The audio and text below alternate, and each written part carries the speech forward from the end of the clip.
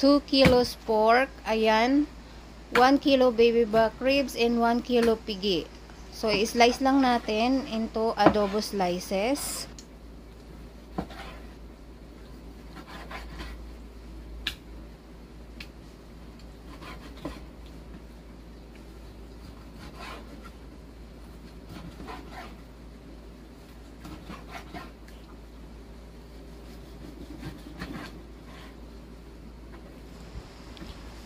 Sana pala pinaslice ko na yun dun sa mecha para hindi ako nahirapan, pero okay lang. Kere din naman.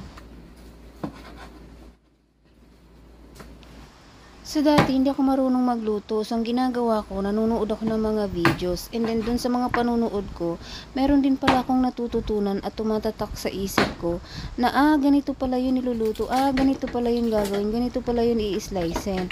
So try nyo guys na gawin yun. Manood kayo o magbasa ng mga cooking recipe. Matututo kayo. So, pressure cooker na natin yung karne. Lagpas lang yung tubig sa karne. Lagyan natin ng isang sibuyas at bilog na paminta. Takpan. And then, pakuluin. And then, guys, pag narinig niyo na yung sirit na ganito, maglagay na kayo ng timer. 10 to 15 minutes. Okay na yan. Malambot na yan. So, ayan, pinapasingaw ko na nga. And then, ifafry ko lang din yung patatas at carrot.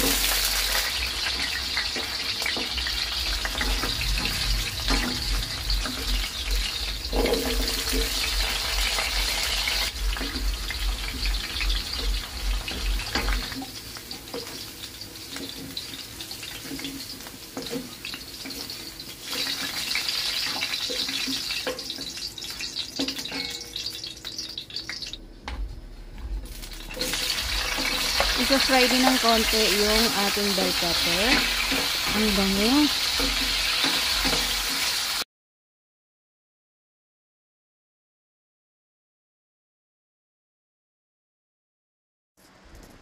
So, I'm so excited na gamitin yung bago kong pan or kawali. Ayan, naglagay nga ako ng konting mantika at butter.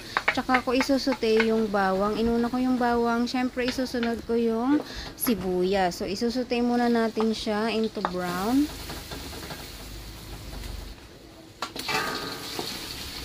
Then, ilalagay na natin yung pork para masute siya sa garlic and onion. Maglalagay din ako ng kamatis, siguro 4 na piraso or 5, okay na. And then, halu-haluin lang. Then, maglalagay na ako ng tomato paste. Then, ilalagay ko na yung 1 can of tomato sauce. So, ayan. Okay lang naman guys na hindi kayo maglagay ng tomato sauce. Yung tomato paste, okay na yan. Makulay na yan. So, habang sinusutay natin, lalagay ko yung pork stock. Huwag nating itapon. Then, maglalagay na ako ng rino. Isang malaking can yung nilagay ko dyan. Then, nag-add ako ng relish or pickles. And then, mix.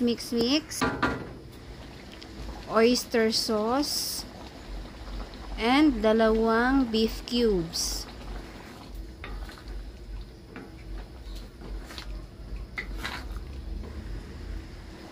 One tablespoon of brown sugar and then pepper. So pagkatapos na, lalagay ko na yung patatas, carrots, parmesan cheese or Edin cheese, okay lang. Ayan, and then after that, ilalagay ko na yung bell pepper. Oh. So, kapag ganito guys, yung ulam nyo, ihanda nyo na yung isang rice cooker na kanin, yung punong-puno, tapos sama-sama kayong kakain. O, diba, ang sarap-sarap kumain nun at ang saya-saya. O, tinikman ko na nga. Ay, ang sarap.